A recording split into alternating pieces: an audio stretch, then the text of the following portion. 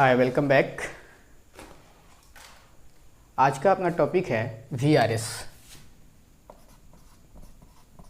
Voluntary retirement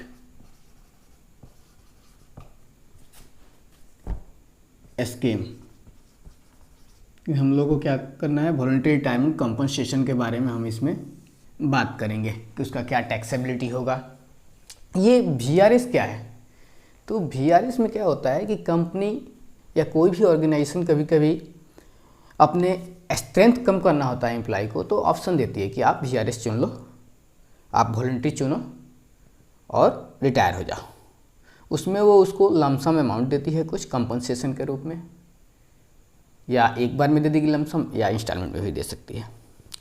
तो हम इसमें मीनिंग समझ ली सबसे पहले कि VRS क्या है। ये एक स्कीम है, एक स्कीम है जिसमें कोई भी ऑर्गेनाइजेशन जो अपने स्ट्रेंथ है एम्प्लॉय को, उसको कम करने के लिए वॉलंटरी ऑफर करती है कि जिसको चुनना है वो चुन लो रिटायर होने के लिए। वॉलंटरी रिटायर हो जाओ वॉलंटरी, और उसके लिए आपको कंपनसेशन मिलेगा। ठीक है, तो हम टैक्सेबिलिटी की बात करते हैं अब यहाँ, कि जो वॉलंटरी रिटायरमेंट के लिए जो कंपनसेशन मिलेगा उसका क्या होगा। कंपनसेशन जो मिलेगा उसका क्या होगा, तो जो कंपनसेशन मिलेगा उसका टैक्सेबिलिटी की हम बात कर लेते हैं। चलिए,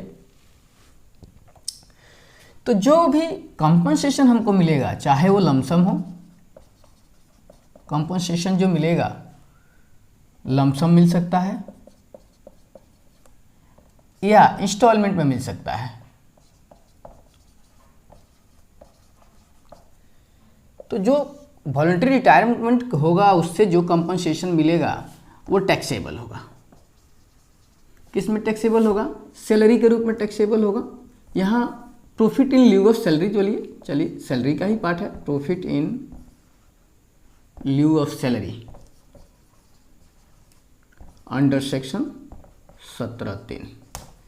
देखिए, सैलरी की जब हम बात करते थे तो वहाँ तीन चीज़ था। एक सैलरी 17(1) का कुछ आते थे उसमें, उसके बाद से 17(2) में प्रोक्यूजिट्स थे, वो भी सैलरी में ही डिफाइंड है, और तीसरा था profit in lieu of salary, और ये तीनों सैलरी का ही पार्ट है। तो जो भी कंपनसेशन मिलता है वो टैक्सेबल होता है profit in lieu of salary. आप इतना ध्यान नहीं रख सकते, तो केवल इतना ध्यान रखें कि सैलरी में टैक्सेबल होगा सेक्शन 17।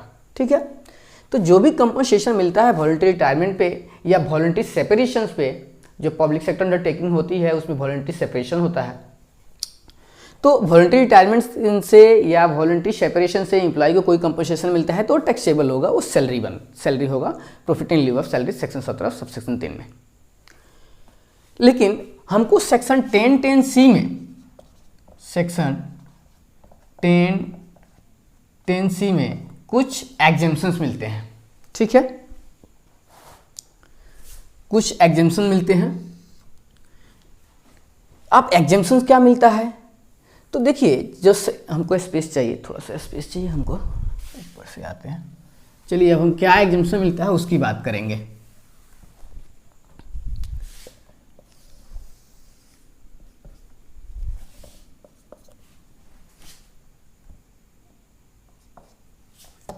तो सेक्शन 10(10)(c) में एग्जेम्पशन मिलता है, लेकिन उसके लिए कुछ कंडीशंस हैं। देखिए, क्या क्या तीन चीज़ ध्यान रखना होगा इसमें, हमें जानना होगा कि कुछ कंडीशंस है जिसको फुलफिल करना होगा तभी हमको एग्जेम्पशन मिलेगा।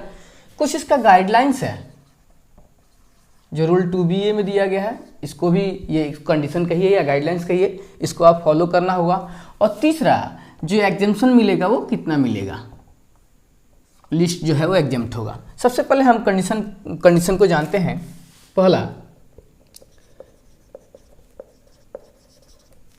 सबको नहीं मिलता है, मतलब कुछ एलिजिबल अंडरटेकिंग्स हैं उनके एम्प्लॉय को ही मिलेगा। लंबा है, लंबा नाम है इसमें। चलिए देखते हैं किसको किसको मिलेगा।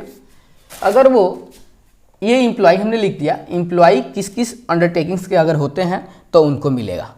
पहला तो ये कंडीशन है। तो चलिए इसमें देखते हैं कौन सा। अब वो अगर एम्प्लॉय है पब्लिक सेक्टर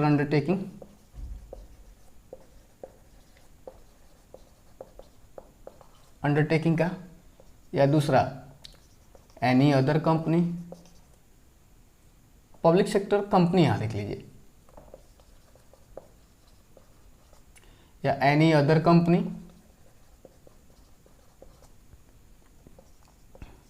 तीसरा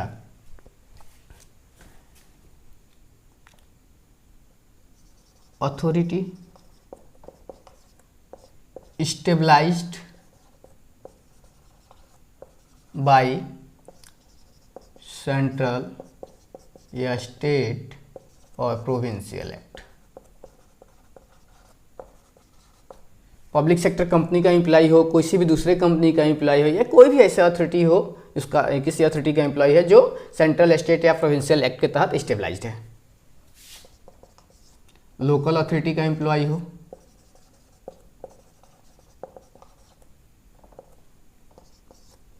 यूनिवर्सिटीज का एम्प्लॉय हो,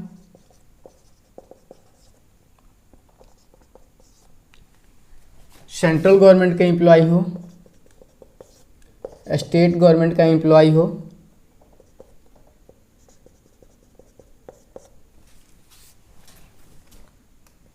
Indian institute of technology,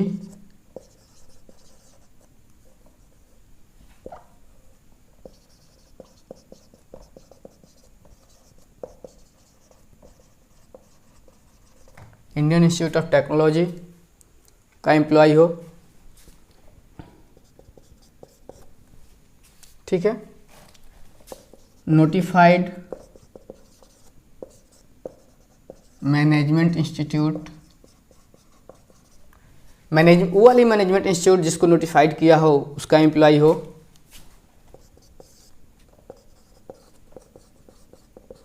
notified institution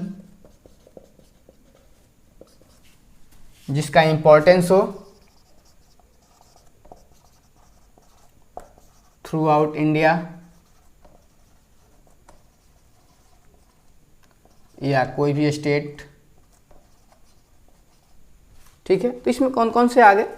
public sector company का एम्प्लॉय हो, या किसी भी दूसरे कंपनी का एम्प्लॉय हो, कोई भी ऐसे अथॉरिटी का एम्प्लॉय हो जो अथॉरिटी स्टेबलाइज है सेंट्रल, स्टेट या प्रोविंशियल एक्ट के तहत, लोकल अथॉरिटी का एम्प्लॉय हो, यूनिवर्सिटीज़ का एम्प्लॉय हो, सेंट्रल गवर्नमेंट या स्टेट गवर्नमेंट का सर्वेंट हो, एम्प्लॉय हो, इंडियन इंस्टीट्यूट ऑफ टेक्नोलॉजी का एम्प्लॉय हो, किसी भी मैनेजमेंट इंस्टीट्यूट का जो नोटिफाइड मैनेजमेंट इंस्टीट्यूट है उसके एम्प्लॉय हो, या कोई भी नोटिफाइड इंस्टीट्यूशन हो जिसका इम्पोर्टेंस हो थ्रू आउट इंडिया या किसी भी स्टेट में।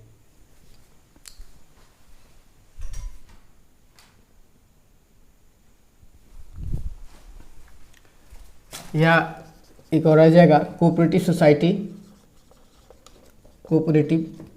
का एम्प्लॉय हो। तो सबसे पहला बात तो ये एलिजिबिलिटी है, मतलब यहां हम लिख सकते हैं इस condition eligible undertaking.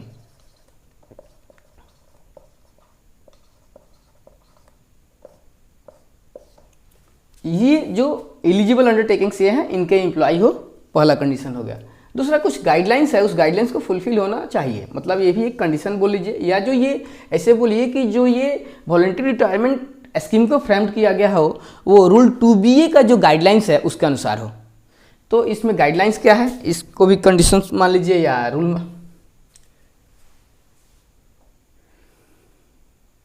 Rule 2BA का गाइडलाइंस है,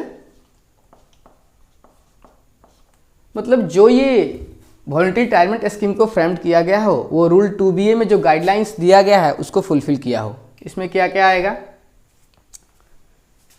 को स्पेस चाहिए, कोई बात नहीं। इसमें क्या है, पहला कि जो एम्प्लॉय हैं जो VRS ले रहे हैं वो या तो 10 साल सर्विस दिए हों, 10 ईयर्स सर्विस दिए हों, या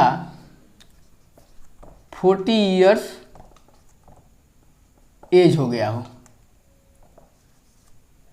जो एम्प्लॉय VRS ले रहे हैं उनका 10 साल या तो उसने सर्विस दे दिया हो कंपनी को, या 40 साल का उसका एज हो गया हो। इसका एक एक्सेप्शन है, ये 10 साल या 40 साल, 10 साल सर्विस का या 40 साल एज का जो है इसका एक एक्सेप्शन क्या है, एक्सेप्शन है कि अगर वो एम्प्लॉय जो है वो पब्लिक सेक्टर अंडरटेकिंग का है और वो वॉलंटरी सेपरेशन हो रहा है उसका। पब्लिक सेक्टर अंडरटेकिंग में वॉलंटरी रिटायरमेंट के बाद वॉलंटरी सेपरेशन होता है, तो उस केस में ये 40 साल या 10 साल का जो ये कंडीशन है वो उस पे लागू, इस पे लागू नहीं होगा। तो ये इस पॉइंट का एक एक्सेप्शन हो गया।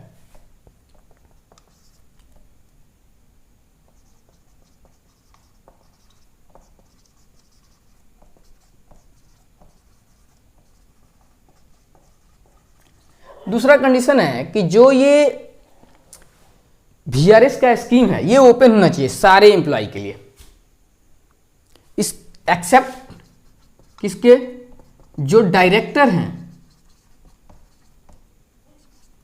कंपनी या कोऑपरेटिव सोसाइटी के।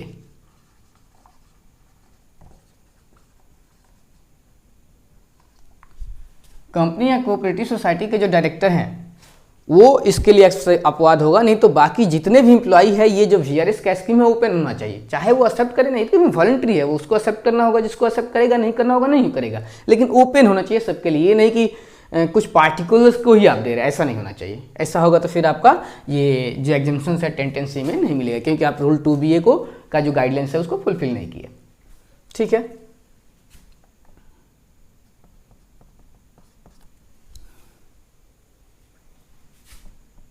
ये जो वीआरएस हुआ, वॉलंटरी रिटायरमेंट स्कीम या वॉलंटरी रिटायरमेंट सेपरेशन जो हुआ, उसका मकसद जो है वो रिडक्शन का होना चाहिए। जो एम्प्लॉय का स्ट्रेंथ है,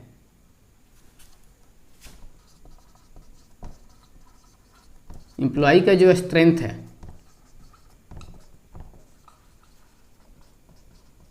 उसके रिडक्शन के लिए करना चाहिए। मतलब जो जितने हमारे एम्प्लॉय हैं उनको कम करने के लिए, मतलब उनके स्ट्रेंथ को कम करने के पर्पज से इसको किया जाना चाहिए।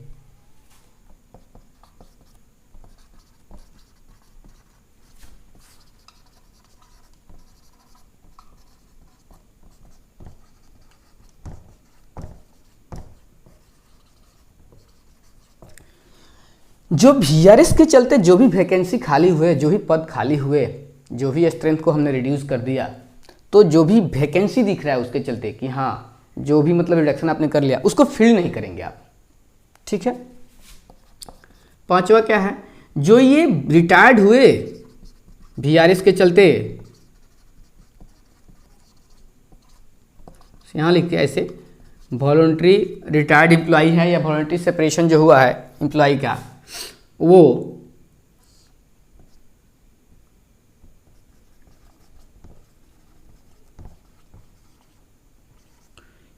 ये एम्प्लॉयड नहीं होना चाहिए। किसमें, जो सेम मैनेजमेंट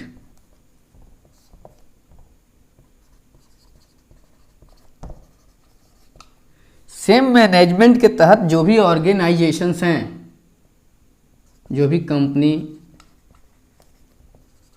या ऑर्गेनाइजेशन है,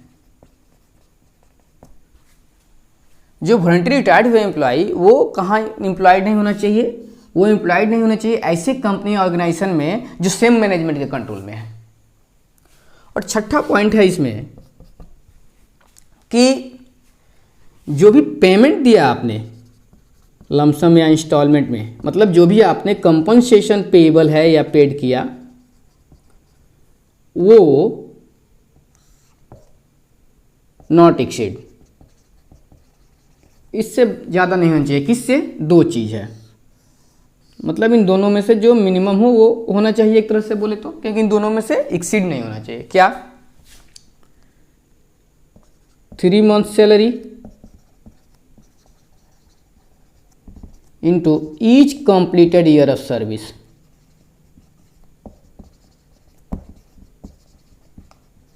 जितने साल काम किया उस प्रत्येक साल का 3 महीना का सैलरी। और दूसरा पॉइंट है इसमें लास्ट ड्राउन सैलरी, मतलब जब रिटायर हुआ था उसको कितना सैलरी मिलता था पर मंथ, इनटू किससे, कितना महीना बचा हुआ था उसका service, into number of month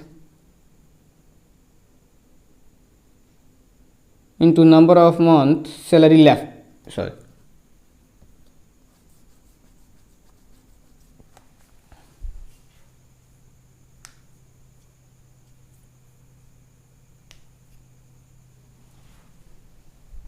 से बोलिए बैलेंस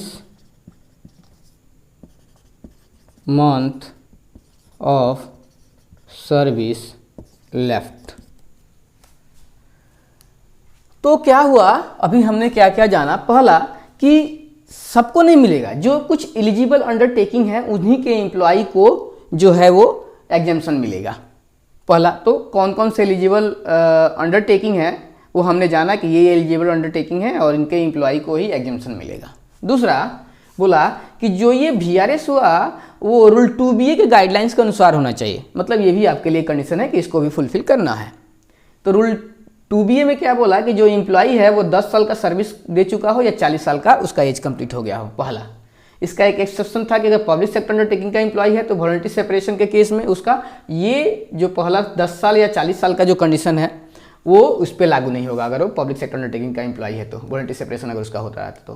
दूसरा कि जो ये स्कीम है ये ओपन होना चाहिए सारे एम्प्लॉय के लिए, ठीक है। उसका एक्सेप्शन था कि डायरेक्टर कंपनी या कोऑपरेटिव सोसाइटी का है तो उसको छोड़ के बाकी सारे एम्प्लॉय के लिए ओपन होना चाहिए। तीसरा कंडीशन था कि जो VRS होना चाहिए वो जो एग्जिस्टिंग स्ट्रेंथ है उसको रिड्यूस करने के लिए होना चाहिए, मतलब जो एम्प्लॉय का जो स्ट्रेंथ है उसको रिड्यूस करने के पर्पज से होना चाहिए, ठीक है। और चौथा कंडीशन है कि जो वैकेंसी जनरेट हुआ VRS के चलते उसको फिलअप नहीं करना है, ठीक है। और पांचवा इसमें कंडीशन था कि वॉलंटरी रिटायर्ड एम्प्लॉय जो है वो ऐसे किसी कंपनी या ऑर्गेनाइजेशन में एम्प्लॉयड नहीं होना चाहिए जिसमें जो सेम मैनेजमेंट के कंट्रोल में है, मतलब जिस अंडरटेकिंग से वो VRS लिया वो जिस मैनेजमेंट के अंदर है, कंट्रोल में है, वैसे ही कोई दूसरी अंडरटेकिंग अगर उस मैनेजमेंट कंट्रोल में है तो जो ये VRS लेकर रिटायर्ड हुआ वो ऐसी किसी ऑर्गेनाइजेशन में एम्प्लॉयड नहीं होगा जो सेम मैनेजमेंट के कंट्रोल में है, ठीक है।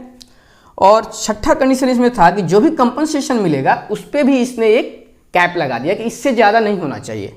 क्या कि जितने साल उसने सर्विस दिया उसका 3 महीने का सैलरी, या दूसरा है इसमें कि लास्ट राउंड सैलरी जो आप रिटायर होते थे उस समय जो सैलरी मिल रहा था into balance month of service left, मतलब जितना आपका सर्विस बचा हुआ था वो उतने का जितना पैसा मिलता, मतलब balance month of salary left balance month of service left, जितना सर्विस बचा हुआ है उसमें आपको जितना सैलरी मिलता वही last down salary into balance month of service left. तो ये दोनों में से जो कम है उससे ज़्यादा नहीं होना चाहिए, मतलब इन दोनों में से को एक्सीड नहीं करना चाहिए, ठीक है। एग्जेम्पशन कितना मिलेगा हमको, एग्जेम्पशन कितना मिलेगा, लिस्ट कौन सा, पहला एक्चुअल कंपनसेशन, दूसरा स्टेटरी लिमिट है 5 लाख, तीसरा 3 मंथ सैलरी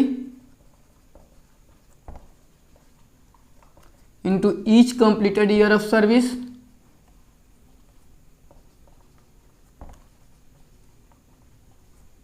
चौथा last round salary into balance month of service left,